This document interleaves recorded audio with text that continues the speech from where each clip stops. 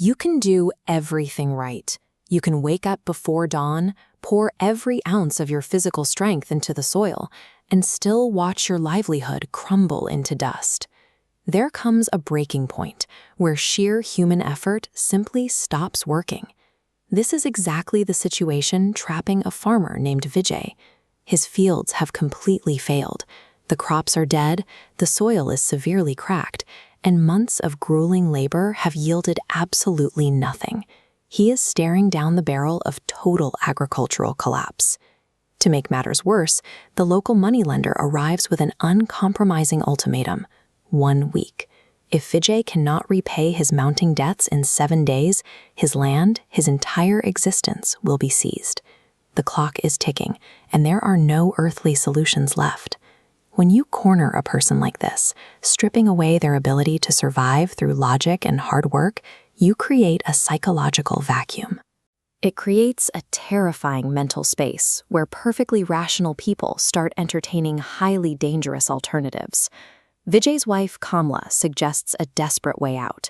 She urges him to visit a local tantric baba, an ascetic practitioner of the occult, rumored to have the power to bend reality and rewrite a person's fate. Initially, Vijay refuses. His entire identity is carved into his exhausted frame. He is a man who roots his pride in physical labor and sweat. He dismisses the entire idea of supernatural intervention as cheap superstition. But as night falls, the weight of that 7-day deadline becomes suffocating. The sheer terror of losing his land finally crushes his skepticism. With his options depleted, Vijay agrees to walk into the forest under the cover of darkness. Extreme desperation does something insidious to the human brain. It forcefully overrides our internal threat detection systems. A blind gamble with dark forces stops looking like a risk and starts looking like the only logical choice.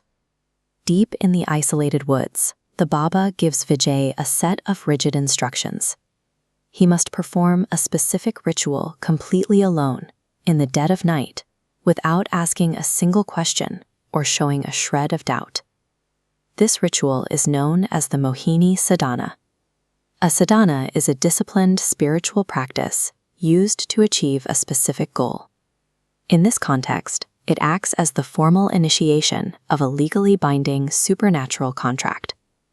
Chanting a precise, repetitive incantation into the darkness, Om Namo Stan Mohini, Vijay summons the entity.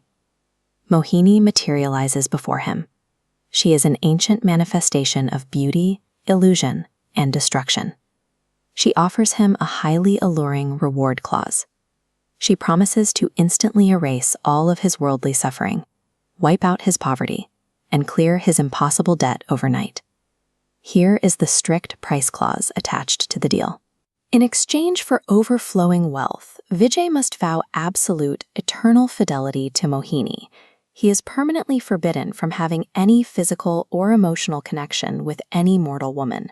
That explicitly includes his own wife. This is the exact architecture of a Faustian bargain. It solves your immediate, crushing physical problems by holding your humanity and your emotional isolation hostage. The Jai accepts the terms. The very next morning, the impossible happens. The dead, cracked earth from the day before is gone. In its place stand vast, impossibly lush, golden fields ready for harvest. The entity delivered exactly what she promised. Then comes the darker fulfillment of the contract.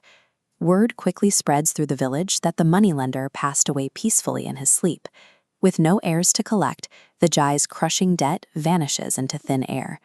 Yet inside his home, the atmosphere turns incredibly tense. The newfound material success completely masks a terrifying, suffocating silence that has settled between Vijay and Kamla. Terrified of breaking the strict terms of his invisible watcher, the Jai starts forcing his wife away. He maintains an aggressive physical distance, snapping at Kamla to stay back, knowing Mohini is always observing.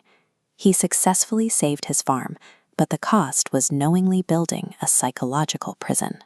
He guaranteed his own emotional destruction to secure his physical survival. Eventually, Kamla hits her own psychological breaking point. Completely unaware of the demonic terms her husband agreed to, She simply cannot understand why he has grown so cold. She resolves to bridge the unnatural gap between them. Late one night, the fatal interaction occurs. An exhausted, half-asleep Vijay returns home to a dark room. Slowly, Kamla approaches him from behind and gently rests her hands on his chest. In his drowsy state, Vijay makes a critical miscalculation. Assuming the touch belongs to his supernatural captor, Mohini, he responds with terrified compliance. He holds her hands and gently kisses them. But as he turns around, the cold reality sets in. It isn't Mohini. It's his mortal wife, Kamla. The fatal breach condition of his contract has just been triggered. Occult contracts do not care about human intent. They don't factor in accidents or late-night sleepiness or tragic misunderstandings. They only care about the strict, mechanical execution of the rules, and Vijay just broke them. The penalty is immediate. Mohini materializes from the shadows, her eyes burning with a cold anger. The contract has been violated, and the collection process begins instantly. With a single brutal motion, Mohini strikes down Kamla. Mohini executes this mechanically. She is clinically eliminating a rival for her asset's devotion. Shocked and utterly broken, Vijay screams in protest, demanding to know why she killed his wife. But his horrific grief only seals his own fate. It proves to the entity that his true devotion always remained with the mortal world. Because he failed to completely surrender his attachments and fulfill the absolute terms of his debt, Mohini executes the final clause. In an instant, she takes Vijay's life as well. These supernatural shortcuts demand an impossible equilibrium. When you attempt to trade your soul to fix the mortal world, you don't get to keep either. The ultimate consequence is the sudden, violent loss of both.